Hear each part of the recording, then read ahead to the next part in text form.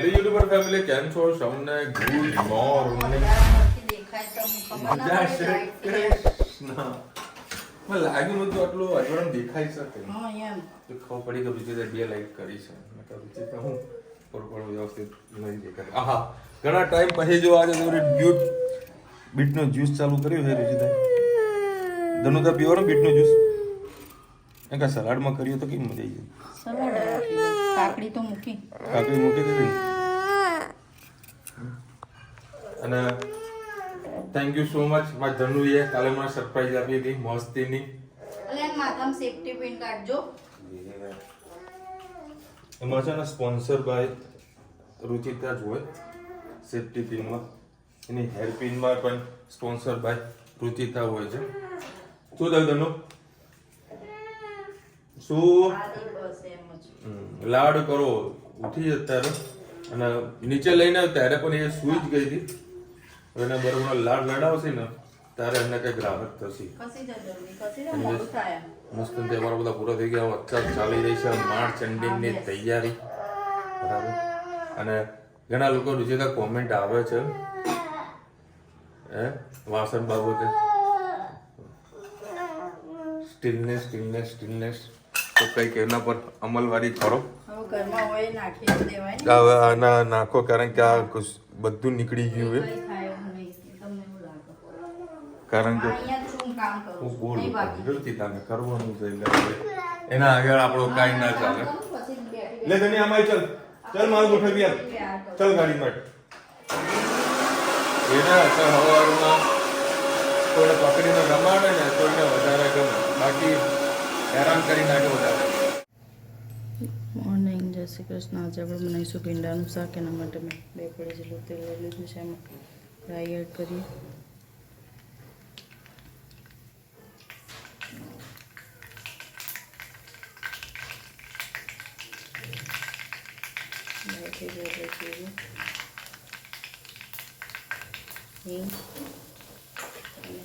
ભીંડા એડ કરી દઈએ.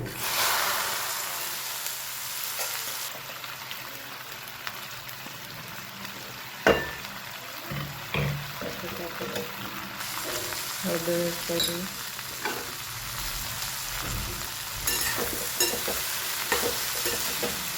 ભીંડાને સરસ થવા દઈએ. ભીંડા બટાકા બનાવવાના કેમ કે આટલા ભીંડા ખાઈ ના રહે. છોકરાઓ ખાઈ નહીં ભીંડા, તો સાથે સાથે બટાકા પણ બીજા કઢાઈમાં આપણે મૂકી દઈશું.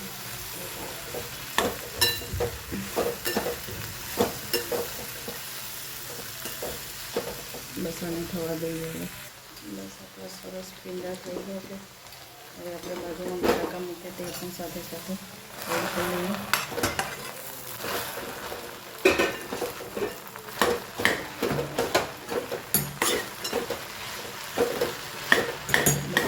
ખુલ્લું રાખીને સરસ ભીંડા અને બટાકા ખાવા દઈએ. પ્રોટીન સાથે સાથે લાલ મરચું,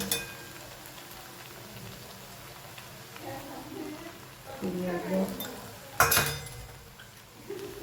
ધાણા જીરું અને તીખું મરચું. સહેજ તેલ નાખીશું. તેલ ઓછું પડે છે આમાં ભીંડામાં, તો જેટલું તેલ નાખીએ એટલું ઓછું છે. સરસ મિક્સ કરી લઈએ. બસ હવે ધાણા નાખી દઈએ એટલે આપણું સરસ ભીંડા બટાકાનું શાક તૈયાર.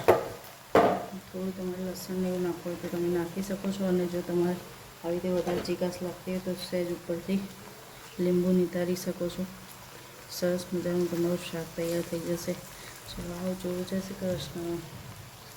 આમ આપણે મીઠું નાખવાનું જ રહી ગયું છે. પહેલાં એવું લાગ્યું હતું મીઠું એડ કર્યું, પણ મીઠું નાખ્યું જ નથી. હવે આપણે ઉપરથી મીઠું એડ કરી દઈશું. ફરીથી મિક્સ કરીને થવા દઈશું. સરસ મજાનું આપણું શાક તૈયાર. જોઈ શકો છો સાથે ચીકાશ પણ નથી વળી અને શાક પણ તૈયાર. બિયાવાળા છે એટલે બી તો બહાર નીકળવાના છે. બી કાઢીને તો શાક બનાવીને ભરેલા ભીંડાનું શાક બનાવીએ તો પણ બી તો એમાં અંદર જ રાખવા પડે છે. તમે આવી રીતે બનાવશો, કેવી રીતે બનાવશો ચોક્કસ કમેન્ટમાં કહેજો. છોકરાઓને લીધે થઈને બટાકા આજે નાખ્યા છે, નહીં તો એકલું ભીંડાનું શાક બનાવીએ છીએ આપણે. આવું જોવું જશે કૃષ્ણ. ગુડ ઇવનિંગ, જય શ્રી કૃષ્ણ. આજે આપણે બનાવવાનું છે ચણા લોટ બેસનમાં સરગવાનું શાક. એના માટે મેં 3 પડી જેટલો તેલ લઈ લીધું છે. એમાં 1 વાટકી જેટલો ચણાનો લોટ લઈ લીધો. એને સરસ આપણે શેકી લઈશું. ગેસની ફ્લેમ સેજ ધીમી કરીએ.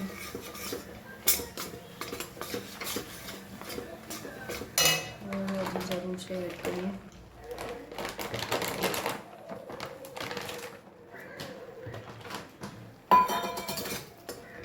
સરસ આપણે શેકી લેવાનું છે.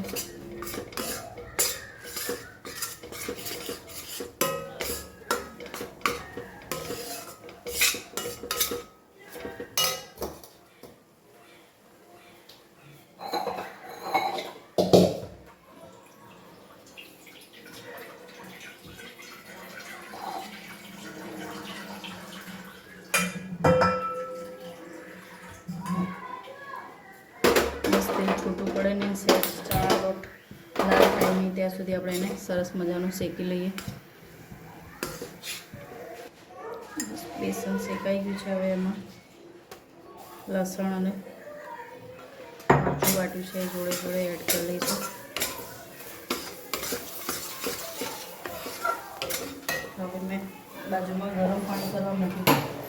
ગરમ પાણી અંદર ધીમે ધીમે કરીને એડ કરીશું. ગાંઠા ના પડે એ રીતે એકસાથે એડ કરશો તો ધીમે ધીમે આ રીતે એડ કરીશું ગરમ પાણી. સરસ હલાવતા જઈશું.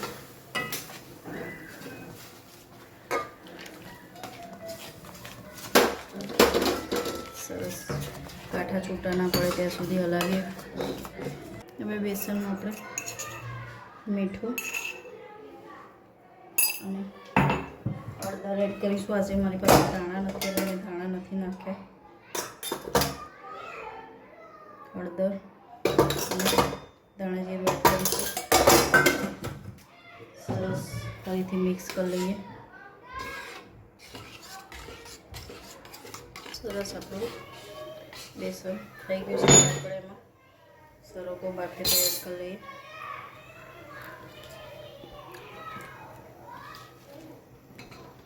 સરસ આપણું સરગવા અને બેસનનું શાક તૈયાર. આમાં મેં લીલું મરચું જ નાખ્યું છે એટલે આમાં સહેજે લાલ મરચું એડ કર્યું નથી. અને ઉપરથી તેલ નાખીને ખાવાની ખૂબ જ મજા આવશે. એટલું ઢીલું જ રાખજો, ઠંડુ પડશે એટલે એકદમ જાડું થઈ જશે, ખાવાની મજા નહીં આવે. ચલો આપણું સરગવા અને બેસનનું શાક તૈયાર. આવજો. જય શ્રી કૃષ્ણ. ગ્રેવી એટલે રાખી છે અમારે બેસન સરગવો ખાવાનો અને છોકરાઓ આ ગ્રેવી દાળ સમજીને ખાશે એટલે સરસ શાક બધાને થઈ રહેશે. ચલો આવજો. જય શ્રી કૃષ્ણ. ચલો 9:30 કીધું વાગ્યા ને ચલો હવે સરસ મજાની આ તો લાઈનો લાગે જ. અફવાનું બજાર પૂરેપૂરું ગરમ ગરમ છે. હે રુચિતા, બજાર બહુ જ ગરમ છે. મેટર હતી એ વિસ્તાર તમને કહું. નાયરા પેટ્રોલ પંપના ઓથોરિટીએ એવું ડિસાઇડ કર્યું કે ભાઈ હવે જે પણ પેટ્રોલ ડીઝલ લેવું હોય તો એડવાન્સ પેમેન્ટ જશે તો તમને પેટ્રોલ ડીઝલ મળશે પેટ્રોલ પંપને. અને આવી ગઈ રજા શનિ રવિવારની એટલે સોમવારે કોઈ ગાડી આવી નહીં. એટલે 3 થી 4 એવા પેટ્રોલ પંપો બંધ થયા.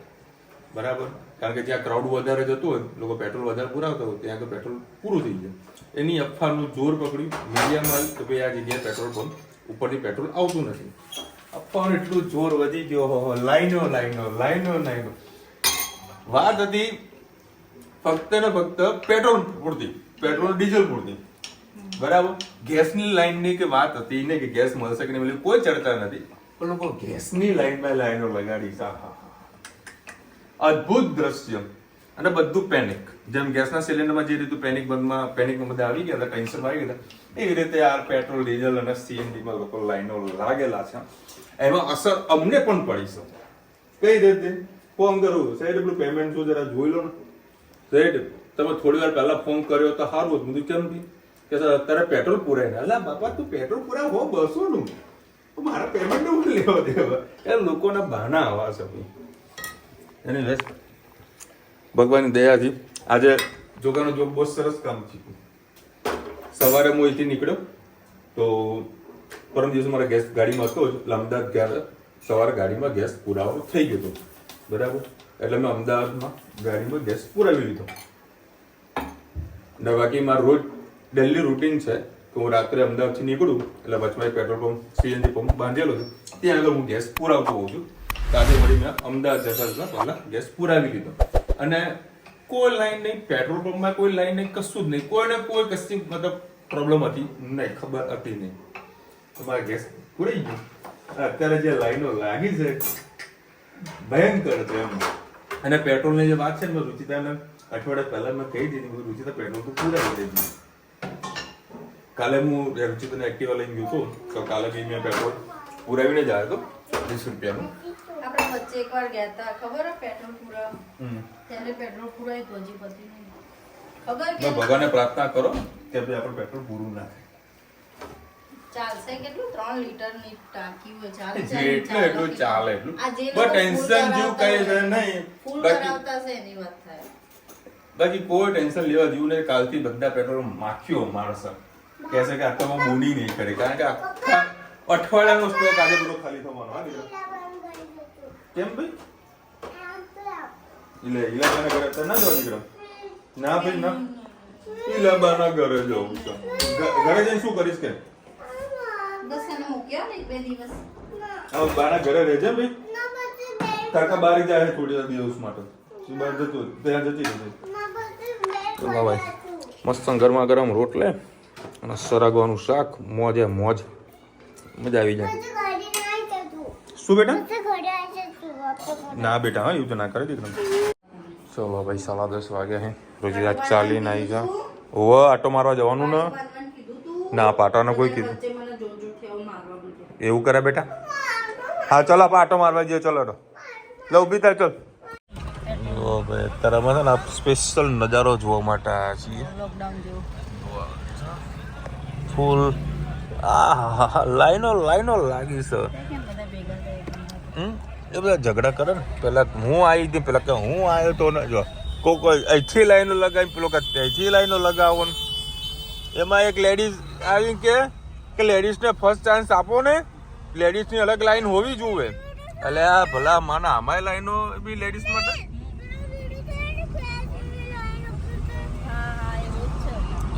એ જ હતું બેટા. અત્યારે આપણે મોઢેરા રોડ પર જઈ રહ્યા છીએ. જોઈ લઈએ કેવી કેટલી પેટ્રોલ પંપમાં લાઈનો લાગેલી છે. દેખો ભાઈ, હું કોઈ પણ દિવસ લાંબી લાઈન હોય ને તો સીએનજીમાં કદી ઊભો રહેતો નથી, પેટ્રોલમાં જ ચલાવી લઉં. અહીંયા આગળ પેટ્રોલ પંપ છે, એમાં ફૂલ લાઈન. સીએનજીમાં પણ ફૂલ લાઈન. જો કે અમે આટો મારવા નીકળ્યા હતા, બીજું કદાચ ગાડીમાં ગેસ તો પડ્યો જ છે, તો જગ્યા હોય તો ગેસ પૂરાઈ દે તો સવારે મારે ખોટું હેરાન ના થવું પડે અને ટાઈમ ટુ ટાઈમ આપણે ઓફિસે પહોંચી જઈએ. જુઓ લોકો આવો રસ્તો ક્રોસ કરીને પણ કેવું જાનના જોખમથી તે પેટ્રોલ પુરાવા માટે લોકો જાય છે. ફૂલ ટાંકો કરી નાખે, ફૂલ. કેટલા દિવસ ચાલે? ચાલે ત્યારે ચાલશે. આપણે ક્યાં ગયા હતા દોનું? આપણે પાણી પાણીપુરી ખાવા? પાણી પાણી પીવા પીવા ગયા હતા. હોટલમાં. પછી અમે પિઝા ખાધા, બર્ગર ખાધું, સેન્ડવિચ ખાધી, ખાધું ને? ઢોકળા ખાધા. એ જ ખાધું તું ને? અમે એવી રીતે રોજ ખાવા જઈએ. અમે એ તો રોજ ખાઈએ. તે ખાધું ને આજે? એ દાડામાં એટલા લઈને ના જઈએ એટલે થોડું લેટ થઈ જાય એટલે બૂમ બૂમ કરવાનું ચાલુ કરી દે. કેટલું બધું ખાધું અમે જોયું ને તે. કેટલું બધું ખાધું? બસ અમે રોજ એવી રીતે ખાવા જઈએ. મજા આવી ગયા ભાઈ, બહુ ટેસ્ટી હતું ને કદાનું, હે ને? તને કયો પીઝા ભાવ્યો? ભાઈ કજબની લાઈનો લાગી છે, હજુ બધા પેનિકમાં છે. આવ્યો કે ભાઈ બધા સુધરે, બધા પેટ્રોલ ફૂલ કરી માપમાં રહે. પાણી પેટ્રોલનો ધુમાડો પાણીના જેમ ના કાઢે. હે બહુ પેનિક થઈ ગયું છે. ખાલી એક જ મેટર પ્રોબ્લેમના કારણે થયું છે. કંપની વાળાએ એડવાન્સ પેમેન્ટ માંગ્યું, બરાબર, ને આવ્યો શનિવાર ને રવિવાર એટલે બેંકો રજા હતી એટલે પેટ્રોલ કંપનીમાં પેમેન્ટ ગયું નહીં ને પેટ્રોલ મોકલ્યું નહીં. એમાં બધા થઈ ગયા હેરાન. બધાએ કીધું કે પેટ્રોલનો પણ વારો આવ્યો છે, લાઈનો લગાડી. કેવી હતી તમે લાઈનો? સ્પેશિયલ લાઈનો જોવા માટે ગયા હતા, મજા આવી. આ તો જબરો હસવું આવ્યું હો ભાઈ. લોકો અફવાનું બજાર બહુ ગરમ છે આપણે ઇન્ડિયામાં, બહુ ગરમ છે. ગેસના બાટલામાં બધા પેનિકમાં આવી ગયા હતા, આમાં પેનિકમાં આવી ગયા. પેટ્રોલ પૂરું થઈ ગયું. બોલ, તારે પુરાવાનું હતું પેટ્રોલ? કેમ? આપણે તો છે ને. અને ગોલ્ડ અને સિલ્વરનો પણ રેટ શોર્ટ ટાઈમમાં ડાઉન થશે એવું લાગી રહ્યું છે. 10,000 હજુ થશે. કોણ? હા, બધા કામ થાકી તો જાય ને. સવારથી પેટ્રોલ પૂર કરવાનું બની હે ત્યારે થાકી જ જાય ને બાપડો. ચલો મળીશું નવા વિડીયો સાથે, નવા મોજ મસ્તી સાથે. ત્યાં સુધી અમને આપણો જય હિન્દ, ભારત માતા કી જય. અને વિડીયો ગમે તો ફટાફટ લાઈક કરો, શેર કરો, સબસ્ક્રાઇબ કરવાનું ભૂલતા ને. રાધે પેટ્રોલનો કોઈ સ્ટોક ના કરતા, ગેસનો પણ સ્ટોક ના કરતા. બધાને બધું મળવાનું છે. શું બધાને બધું મળશે ને.